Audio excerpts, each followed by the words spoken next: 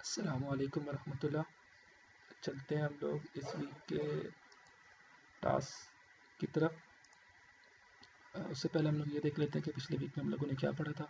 पिछले वीक में हम लोगों ने 3 टास्क किए थे बेसिकली। इसमें एक टास्क था, हमने सिंगल कैरेक्टर को अपने स्क्रीन पर डिस्प्ले करवाया था, और उसके बाद हमने मल्टीपल कैरेक्टर्स को जिसके अंदर हमने स्पेसिस को और विदाउट स्पेसिस हमने डिस्प्ले किए थे। अब हम चलते हैं इस वीक के टास्क की तरफ। तो इस वीक 2 में बेसिकली हम लोग 3 प्रोग्राम्स कर रहे हैं। अब हम क्या कहते हैं, क्या करने जा रहे हैं, हम उनको एक वर्टिकल ऑर्डर में उन्हें वर्टिकल ऑर्डर में क्या कहते हैं, हम लोग उन्हें डिस्प्ले करवाएंगे।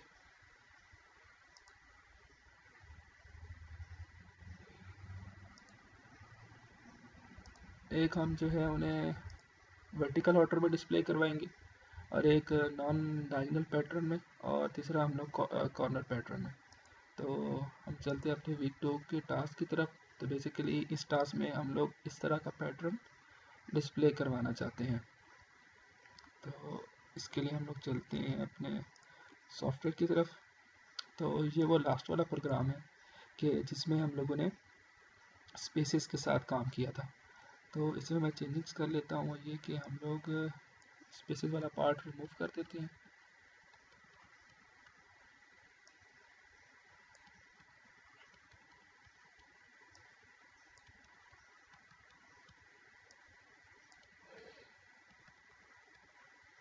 अच्छा जी, तो अब हमारे पास लेटर स्नैपर है।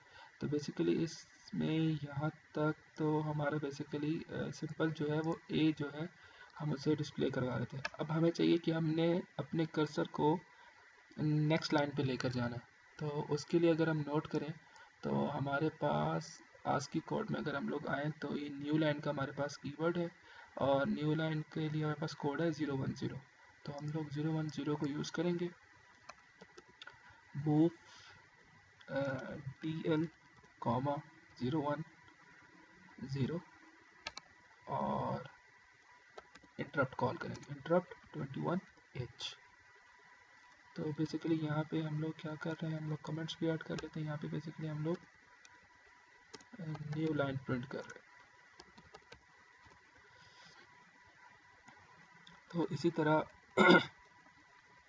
हमें न्यू लाइन H के बाद भी चाहिए, और इसी तरह न्यू लाइन हमें S के बाद भी चाहिए, और न्यू लाइन हमें A के बाद भी चाहिए। अब यहाँ पे सोचने वाली बात ये है कि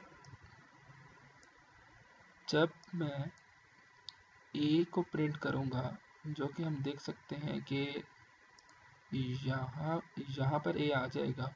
उसके बाद जब मैं न्यू लाइन प्रिंट करूँगा तो मेरा कर्सर इस जगह पे ब्लिंक करना चाहिए।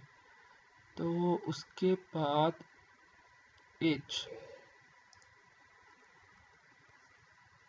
उसके बाद एच जो है वो यहाँ पे पैटर्न कैसे आएगा। तो बेसिकली अभी हमें काम करते हैं, जितना हमने कोड लिखा है इसको रन करते हैं।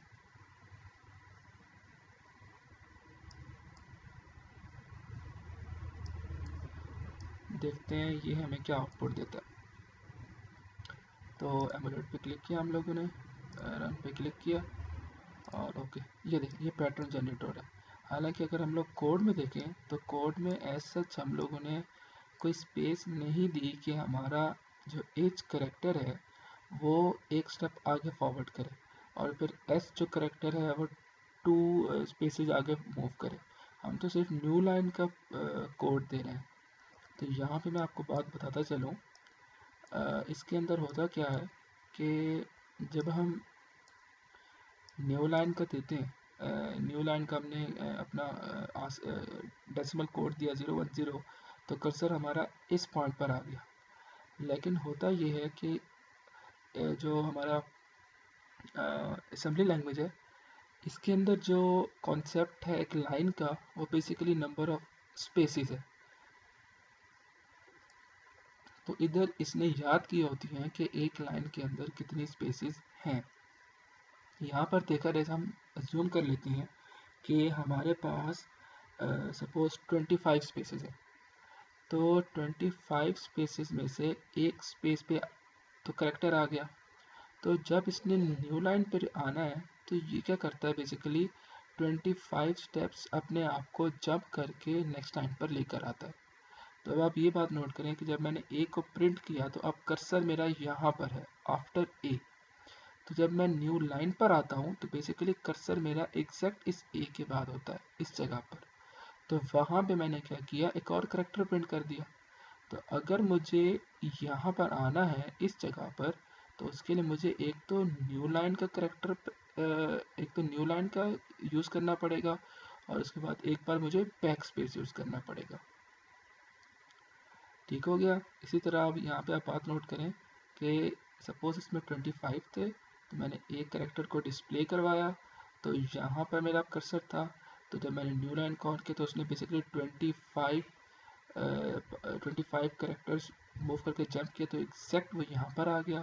फिर मैंने एच को डिस्प्ले किया, फिर वो 25 करेक्टर्स जंप करके इस नेक्स्ट लाइन पर आया, और फिर मैंने एस को किया और इसी तरह वो 25 करेक्टर्स जंप करके इधर आया और इस तरह ए प्रिंट हुआ और एन प्रिंट हुआ।